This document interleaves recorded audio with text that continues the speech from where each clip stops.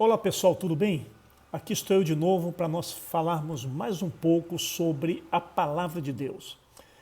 Eu fico perplexo em ver pessoas, até de dentro da igreja, que não acreditam no céu, não acreditam nem sequer que haja inferno. Outros acreditam que a pessoa, quando morre, ela fica dormindo, em repouso. Mas hoje eu quero falar com você sobre o céu, sobre o inferno e sobre a zona dos mortos. Eu acho que você nunca escutou esse termo, zona da morte ou zona dos mortos. Mas a Bíblia fala sobre isso. Parece que existem 3 lugares aonde nós podemos ir depois que nós morremos nessa carne. Para o céu vão aqueles que morreram lavados e purificados pelo sangue de Cristo, que viveram uma vida de justo na terra, manifestando o reino de Deus, fazendo exatamente aquilo que Deus nos proporciona fazermos. Quando Deus criou o homem, Deus ele não criou o homem para morrer. Ele criou o homem como um ser eterno. Ele não tinha mais fim. Por incrível que pareça, por pouco que passa pela nossa mente, nós não podemos desfrutar deste raciocínio, porque para nós tudo tem começo e tudo tem que ter fim, porque nós não somos, na nossa mente, eternos. Porém, o homem em si, ele não admite de forma nenhuma a morte. Meu pai tinha 70 anos de idade e eu perguntei para o meu pai, pai, quantos anos mais o senhor quer viver? Ele disse, filho, eu quero viver 10 anos mais. Quando ele alcançou 80 anos, eu perguntei dele, pai, agora está na hora do senhor partir, né? Porque há 10 anos atrás o senhor me disse que queria viver mais 10. Então o senhor completa hoje 80 anos, então está na hora já do senhor ir partir para a eternidade. Ele disse, não filho, eu quero viver mais 5 anos. Por que as pessoas não se conformam e não aceitam a morte? Porque Deus colocou dentro do coração do homem um sentimento de eternidade. Há um fundo que justifica e que testifica para nós que nós queremos vida, que nós queremos viver. Muito bem. Em Lucas 16, verso 19 a 31, Jesus ele conta uma história, uma parábola. As parábolas que Jesus contava eram baseadas em fatos, em coisas reais que nós podemos pensar, raciocinar e entender. E ele começa a dizer que havia um homem rico, né, que se vestia de púrpura de linho fino e vivia no luxo todos os dias.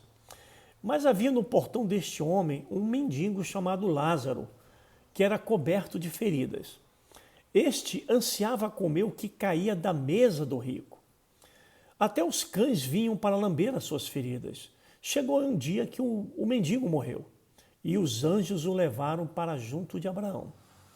O rico também morreu e foi sepultado. No inferno, onde estava sendo atormentado, porque inferno é um lugar de tormento. Agora, preste bem atenção, Deus ele não criou o inferno quando criou o homem.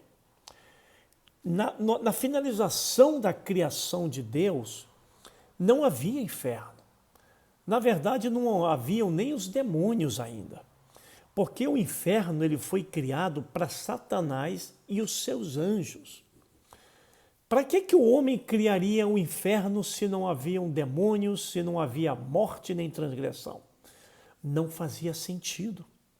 Então, o que aconteceu? Quando o homem é enganado por Satanás, Deus transforma Satanás, os seus anjos que o seguiam, em espírito das trevas.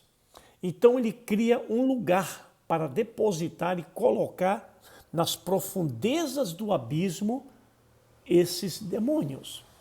E ali Satanás instituiu o seu reino, chamado Reino das Trevas. E ele se tornou o inimigo número 1 de Deus. Mas ele não pode tocar em Deus. Mas ele pode tocar naqueles que ele fez cair pelo pecado. Por isso que Jesus Cristo teve que vir e morrer por nós, para nos livrar do inferno e da morte. Agora, preste atenção. O inferno, ele foi criado, como eu disse, para Satanás e os seus anjos. Não foi para o homem, porque não havia morte. E se nós éramos imortais, ninguém ia para o inferno. Mas quando entrou o pecado, todos passaram a morrer. Não só os homens e os animais, como as árvores, as plantas em geral. Sempre me foi ensinado que só existia céu e inferno. Acho que a maioria pensa assim. Mas vamos seguir um pouquinho aqui com a parábola do rico e do Lázaro. Olha só. Ele estava sendo atormentado. Ele olhou para cima e viu Abraão de longe, com Lázaro ao seu lado. Verso 24 de Lucas 16. Chamou: Pai Abraão, tem misericórdia de mim e manda que Lázaro molhe a ponta do dedo na água e refresque a minha língua, porque eu estou sofrendo muito neste fogo. Quando Jesus falava do inferno, ele dizia que o fogo ali não apaga, que o bicho nunca morre. Existem muitos relatos na internet que eu não posso dizer que são verdadeiros ou falsos, são relatos, são experiências de pessoas. Eu penso que a nossa vida, ela é uma experiência de pessoas que teve a experiência de descer ao inferno e voltar. E dizem que a coisa ali é muito feia. Então Satanás, como não pode tocar em Deus, o que é que ele faz? Ele faz com que o homem, ele tenta o homem para que o homem peque. Ele faz com que o homem se afaste dos princípios de Deus, que o conduzem à eternidade. Então, quando essa pessoa morre, essa pessoa é levada para as profundezas do inferno. Ela não pode ascender ao céu porque ela não está lavada, purificada pelo sangue de Cristo. E o sangue de Jesus serve para isso. A Bíblia diz que ele morreu para nos purificar dos nossos pecados e destruir toda a iniquidade e sarar todas as nossas enfermidades e nos batizar com Espírito Santo e fogo. Este foi o ministério de Cristo. Agora nós estamos vivendo a dispensação do Espírito Santo, que convence o homem do seu pecado, da justiça e do juízo de Deus. O Espírito Santo, ele é o primeiro a chegar em nosso coração, quando nós ouvimos a palavra de Deus, e ele vai lá dentro, no âmago da nossa alma, e testifica que nós somos filhos de Deus e temos que manifestar o caráter de Deus na terra. Olha só, mas Abraão respondeu: filho, lembre-se de durante a sua vida você recebeu coisas boas, enquanto que Lázaro não recebeu nada. Agora, porém, ele está sendo consolado aqui e você está em sofrimento. Verso 26. E além disso, entre vocês e nós há um grande abismo, de forma que os que desejam passar do nosso lado para o seu, ou do seu para o nosso, não conseguem. Então não tem esse negócio de sair do lugar, do purgatório, ir do inferno para o purgatório, do purgatório para o céu. Não existe, são dimensões. São dimensões inatingíveis. Você não consegue, eu não consigo fazer, nem Deus não permite. Existe uma lei de Deus que não permite que isso aconteça. Agora veja, há um grande abismo, não dá para passar. Verso 27, ele respondeu: então eu te suplico, pai, manda Lázaro ir à casa de meu pai, pois eu tenho 5 irmãos. Deixa que ele os avise, a fim de que eles não venham também para este lugar de tormento. Então o inferno é um lugar de tormento. Satanás atormenta a criação de Deus. É a maneira que ele toca, que ele tenta tocar em Deus, é maltratando os seus filhos. Agora, meus amigos, este rico aqui, ele era avarento. O pobre na porta dele morria de fome, ele desejava cair, comer pelo menos o lixo dele, mas nem isso ele dava. Tem muita gente que vai para o inferno porque são maus. Não é que eu não faço mal a ninguém, mas você faz bem. Em Mateus 25, a partir do verso capítulo 25, 32 a seguir, Jesus disse assim: eu estive com fome e tu não me deu de comer. Eu estive nu, tu não me vestiu. Eu estive doente e tu não foi me visitar. Eu estive preso e tu não foi me fazer uma visita. E os discípulos disseram: mas Senhor, quando que aconteceu isso contigo? E ele disse: quando você deixou de fazer para o próximo, para o seu irmão, você deixou de fazer para mim. Apartai-vos de mim, malditos, para o fogo eterno. Uau! Então nós somos culpados daquilo que nós não fazemos de bom? A Bíblia diz que Deus é bom em todo o tempo, que Ele manda chuva sobre o justo e sobre o injusto. Você vê ali a lavoura do feiticeiro, daquele que sacrifica a criança, recebe chuva. Aí você vê também a lavoura daquele que não sacrifica a criança, também é justo e recebe chuva. Então assim que funcionam as coisas. Agora veja assim, aqui ó, verso 29. Abraão respondeu: eles têm Moisés e os profetas, que os ouçam. Não, pai Abraão, disse ele. Mas se alguém dentre os mortos fosse até eles, eles se arrependeriam. Abraão respondeu: se não ouve a Moisés e aos profetas, tampouco se deixarão convencer, ainda que ressuscite alguém dentre os mortos. Então veja só, Deus está dizendo que nós temos a sua palavra para seguir, para andar para frente, para fazer o bem. Ele não vai ficar tirando gente do inferno para ficar dando testemunho aqui, não. Nem do céu mandando para cá. Nós temos que crer pela fé e não pelos olhos, porque a fé é o firme fundamento daquilo que se espera, a prova daquilo que não se vê. Jesus disse: bem-aventurados que não viram, mas creram.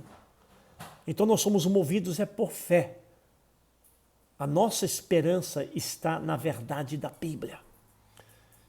Uma vez um ateu disse para mim assim: você já parou para pensar que tudo isso pode ser mentira?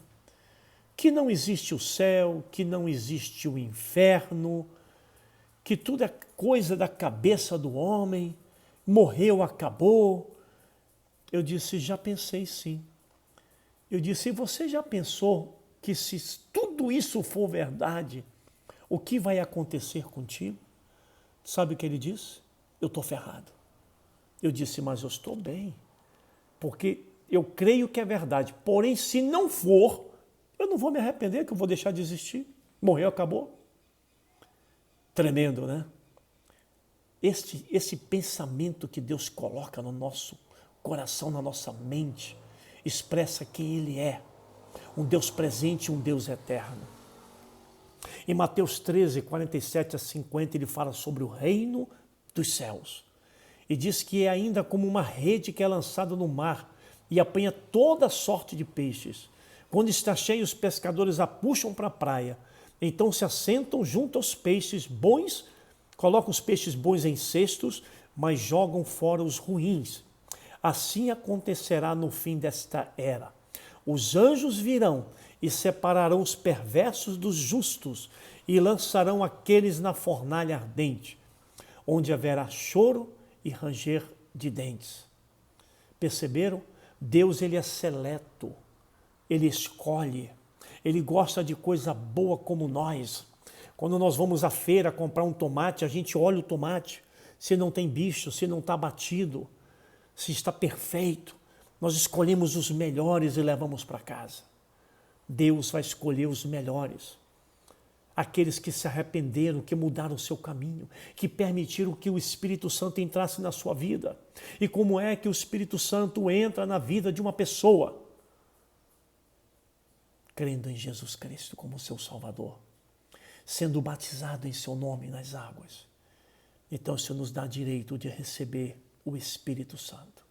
Porque quando o sangue de Jesus nos purifica, o Espírito Santo entra, porque Ele é santo e Ele nos santifica. Aleluia. Mateus 24, 48 a 51. Mas suponho que este servo seja mau e diga a si mesmo: meu Senhor está demorando, Jesus está demorando muito para voltar. Ele está demorando muito para voltar. E então começa a bater nos seus conservos, a comer e a beber com os beberrões. O Senhor daquele servo virá num dia em que ele não espera e numa hora que não sabe. Ele o punirá severamente e lhe dará lugar com os hipócritas, onde haverá choro e ranger de dentes. Eu penso que a primeira coisa que a pessoa vive quando chega no inferno é o remorso, o arrependimento de não ter feito melhor. Porque nós estamos saindo de uma vida perene para uma vida eterna. Vale a pena lutar por uma vida eterna? Jesus pagou o preço por nós, porque nós não podíamos fazer por nós mesmos. Agora veja só o que diz em Romanos 4,15. Eu vou falar agora sobre a zona da morte, a zona dos mortos, que são aqueles que não puderam subir para o céu para esperar o milênio, e aqueles que foram lançados para o inferno porque rejeitaram a salvação. Mas há um terceiro grupo que eu quero falar agora com você. Porque por muito tempo passou pela minha mente: meu Deus, onde é que vai o índio? O índio nunca ouviu falar. Quantos indianos, chineses, indonesianos que nunca ouviram falar de salvação em Cristo? Nunca ouviram falar da Bíblia? Essas pessoas vão morrer, vão para o inferno. E Deus me deu esse entendimento. Veja só. Romanos 4,15. Porque a lei produz a ira. E onde não há lei, não há transgressão. Uau! Tu já pensou naquela época que você não podia ler a Bíblia? Só o sacerdote católico falava o que era certo, o que era errado. E você baseava a tua vida, tua mãe, tua avó, tua bisavó, tataravó, durante esses milênios, crendo que estava fazendo o que Deus estava determinando. Essa pessoa merece ir para o inferno. Ela não tinha acesso às informações. Deus não leva em conta o tempo da nossa ignorância. Mas essa pessoa não pode subir ao céu. Ela não creu na pureza da palavra, na salvação, no sangue de Cristo para se purificar. Mas ela também não vai para o inferno, porque ela morreu na sua ignorância. Olha só. Romanos 5,12. Portanto, da mesma forma como o pecado entrou no mundo por um homem, e pelo pecado a morte, ou seja, todos morreram, assim também a morte veio a todos os homens, porque todos pecaram. Pois, antes de ser dada a lei, o pecado já estava no mundo. Mas o pecado não é levado em conta quando não há lei. Quando não existe lei, o pecado não é levado em conta. Romanos 2,12. Todo aquele que pecar sem lei, sem a lei também perecerá. Ou seja, vai morrer. Não tem lei, mas eu não sou eterno, eu vou morrer. E todo aquele que pecar sob a lei, ou seja, debaixo da lei, pela lei será julgado. Ou seja, a pessoa vai morrer e ela vai para a zona da morte. Aquela que não conheceu a lei. Mas o que conheceu a lei, pela lei será julgado. Não fala que quem não conhece a lei será julgado pela lei. Esse é o meu entendimento. Eu posso até estar equivocado. Eu não sou o dono da palavra. Mas o meu entendimento agora é este. E quem pode nos salvar da morte e do inferno? Olha o que diz Apocalipse 1,18. E o que vive fui morto, mas eis que estou vivo para todo sempre. Isso é Jesus falando. Amém? E eu tenho as chaves da morte e do inferno. Perceba, da morte e do inferno. Jesus disse que o último inimigo a ser vencido é a morte. Porque quem está na glória já tem a vitória. Quem está no inferno já está derrotado. Mas quem está na zona dos mortos, só falta esse aí para acabar. Falta de entendimento. Meu povo peca por falta de conhecimento.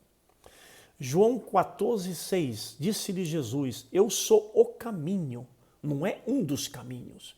Porque todo mundo quer chegar a Deus pelo seu caminho. Mas Deus disse que o caminho é Jesus Cristo. Buda não disse que ele era o caminho, Maomé não disse que ele era o caminho. O Sikh, lá na Índia, não disse que ele era o caminho. Mas Jesus disse, eu sou o caminho, a verdade e a vida. A verdade não é uma religião, é uma pessoa. É a pessoa de Jesus Cristo. A vida está nele. Ele disse, o Pai me deu poder sobre a vida, para dá-la e para tomá-la. Aleluia.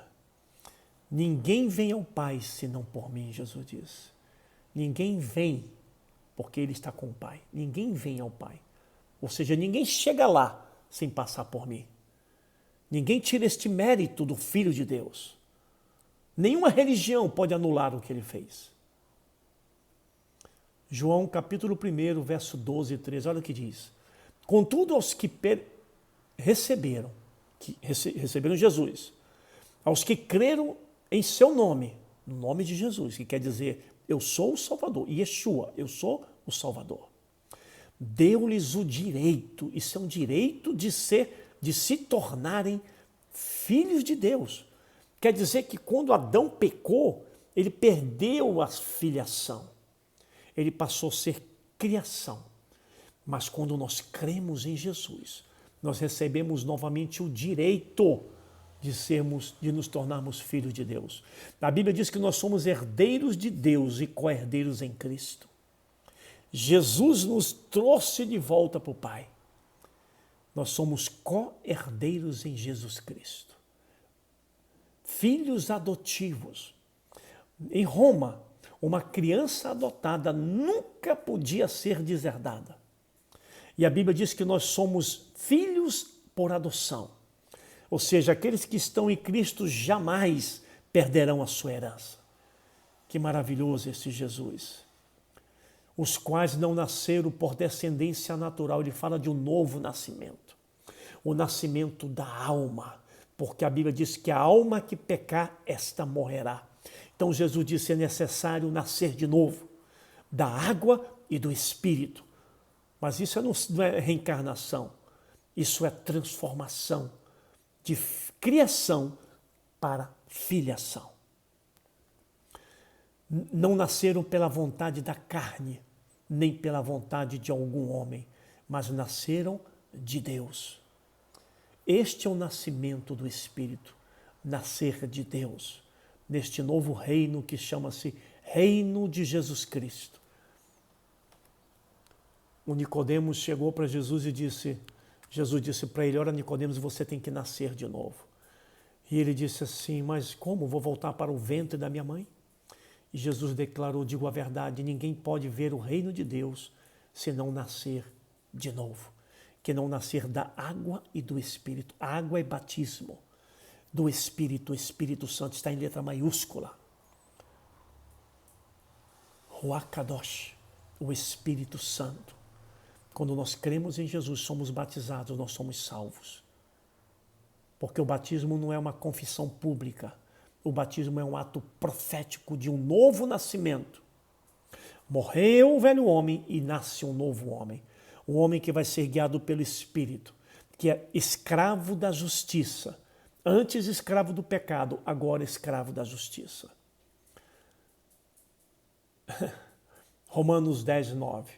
Se você confessar com a sua boca, crer com o seu coração, que Deus, o Pai, ressuscitou a Jesus Cristo dentre os mortos, serás salvo. Como é fácil ser salvo, gente. Como é fácil ser salvo. É crer que Jesus morreu, que foi ressuscitado dos mortos e está sentado junto ao Pai, que o sangue dele nos purifica do pecado. Você pode dizer assim, mas eu não quero mudar a minha vida. Você não precisa mudar. Deus vai tirar algo e vai colocar algo melhor, como ele fez comigo e com muitos. Deus nunca tira algo da tua vida sem antes colocar algo melhor. Marcos 16:16, quem crê e for batizado será salvo, mas quem não crê já está condenado. Mateus 10:22, todos odiarão vocês por minha causa, disse Jesus, mas aquele que perseverar até o fim será salvo. Então não tem esse negócio de salvo, uma vez salvo, salvo para sempre. Isso é mais uma mentira do diabo. A salvação é conquistada dia a dia, hora a hora, minuto a minuto, segundo a segundo. Eu sou convertido há 43 anos. Se eu conheço o Evangelho, se eu chegar ali na frente, eu matar minha esposa e morrer de infarto, eu vou para o inferno. Porque eu morri baixo pecado. Então a nossa vida tem que estar todo dia no altar de Deus.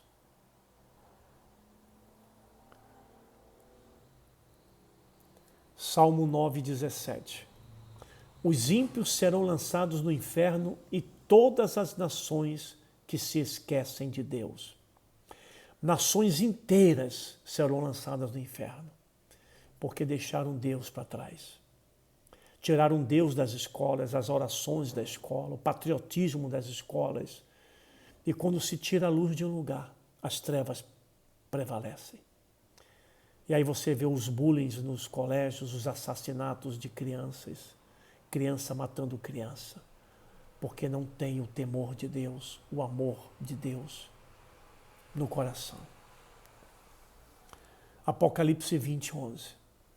E vi um grande trono branco, e o que estava sentado sobre ele, de cuja presença fugiu a terra e o céu, e não se achou lugar para eles. E eu vi os mortos, grandes e pequenos, que estavam diante do trono.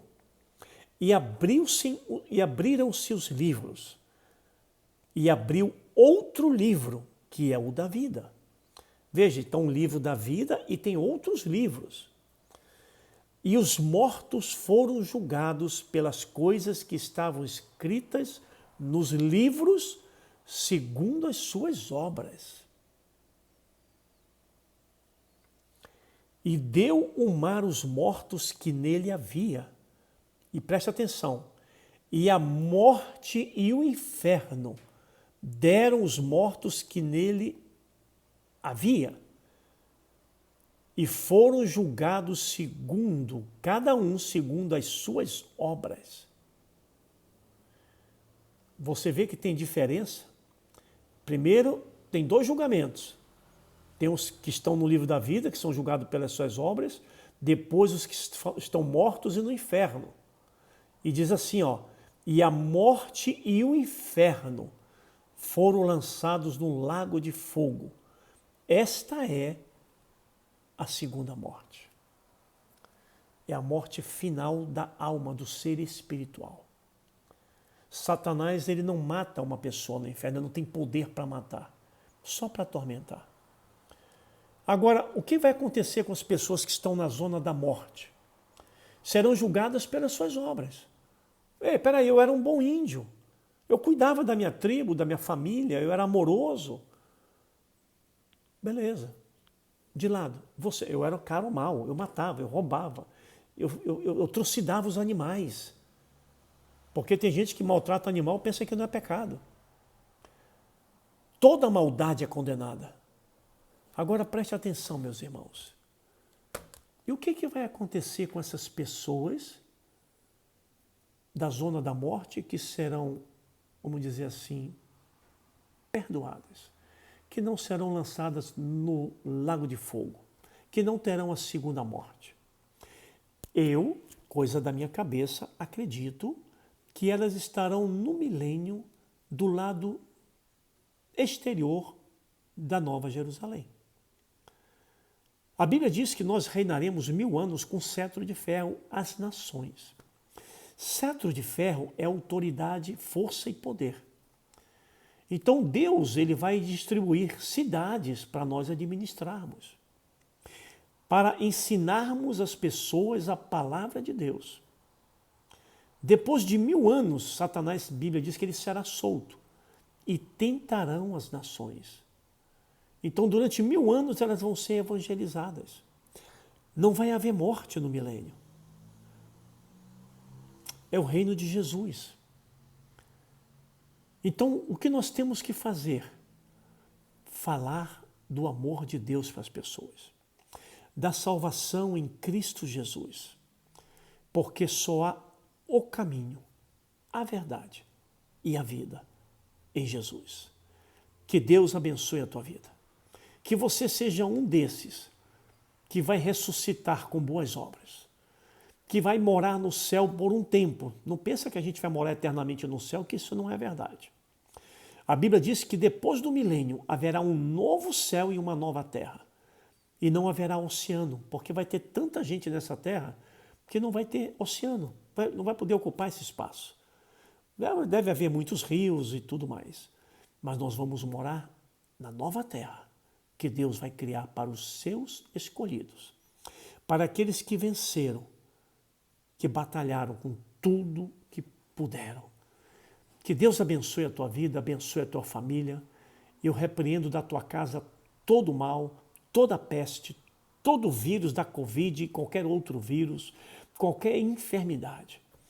E se você tem alguma enfermidade e deseja que eu ore por você, comunique nos seus comentários.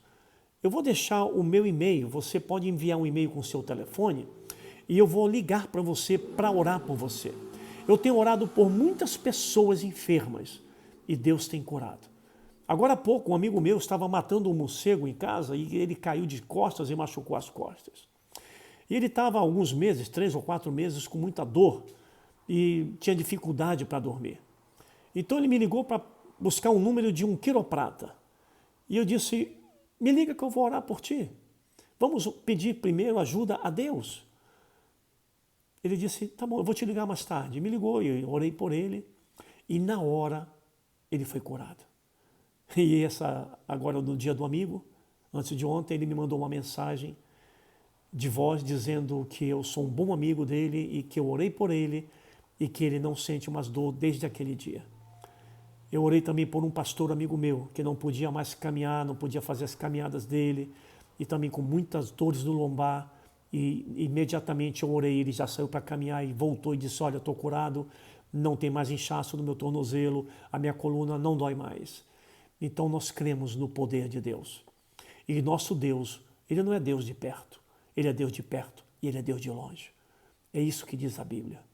Então eu peço que Deus te abençoe. Se você gostou deste vídeo, compartilhe. Eu peço que você se inscreva no canal para receber os avisos de novos vídeos. E é isso, pessoal. Deus abençoe a todos, em nome de Jesus.